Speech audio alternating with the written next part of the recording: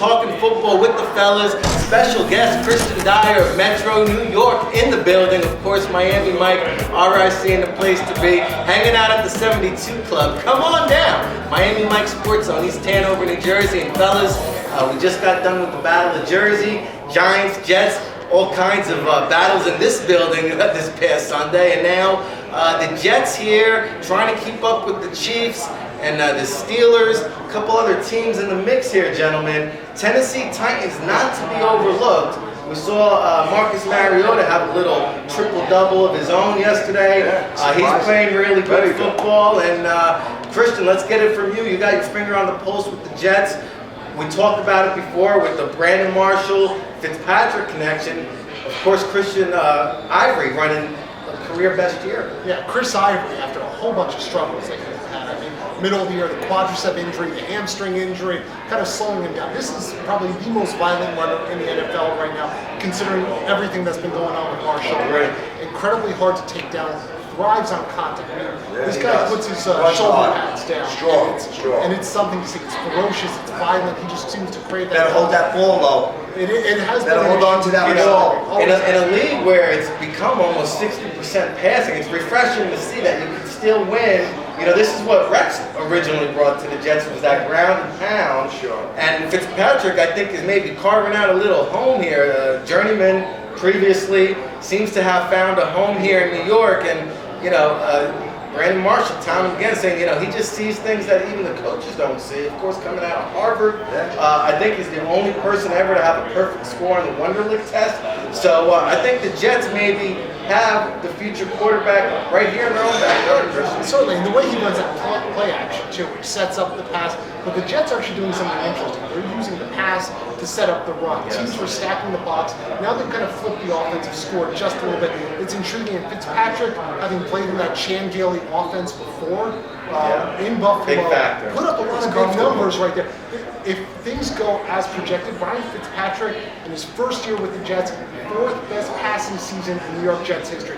Now, is that a good sign for Ryan Fitzpatrick, or is that showing how bad quarterback play is? Hey, listen, it's all about Ryan, though, because it's his season, and I tell you what, I believe he's on pace to throw 29 or 30 touchdown passes. Hey, listen, 29 as well. Joe Namath, Vinny Testaverde, give him credit, Ryan, well deserved. And he shaved it a little bit. He shaved it a little bit. Yeah. Not like myself today. I came in with the scruff. Does he get a free prime rib if he comes in here? Ryan Fitzpatrick gets two.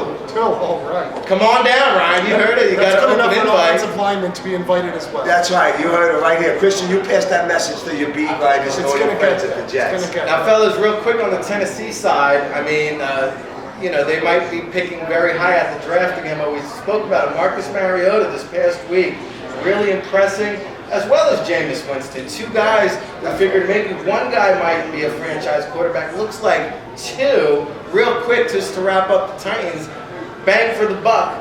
You like long-term Mariota or Winston? Without a doubt, it's Marcus Mariota. This guy can read defenses. I'm still not convinced that Jameis Winston, once teams figure him out, figure out how to clog up the passing channels right there, if he's going to be a long-term solution for Tampa Bay. And then there's the off-the-field issues. Marcus Mariota's doing everything right on and off the field. The way he can read defenses, I think, best probably that we've seen from the rookie quarterback since Andrew Luck. Yeah, well, what about Winston with that run yesterday? He's a competitor, though. Well, you know what? I agree with Christian, though. We got that on film, right? Yeah, no, I agree with you. You know, Mariota right now, I give him a slight edge. I think Winston has stepped it up in the past few weeks, and is making a better name for himself. The off-the-field issues, if he doesn't have any, and he stays clean in the NFL, I think he's going to be a very good quarterback in the NFL. He's been very impressive to me, to say the least, considering coming out. Mariota was, I believe, a lot higher than him, but I think Winston has caught up with him somewhat. I like both quarterbacks. I was actually higher on Winston coming out, and I'm sticking with my guns right now. I'm against the fellas, but I like what Jameis Winston brings to the table. I think I see the best third down conversion at quarterback with, you know, a banged up supporting cast there in Tampa Bay. I like it. But Mariota, listen, I was one of his doubters. I wasn't buying into it. There was a lot of question marks there, and he's proven a lot of people wrong. And I'll tell you what, I don't know if he's going to pull it out against the Jets just to put a cap on this bad boy, but we'll go over to the predictions. Start off with you, Mike. First of all, Winston has his team in the playoff hunt. Yes. The Bucks are right there for a rookie quarterback. And they were the worst team last year. Pressing them all right there. So, like I said, he had a couple struggles.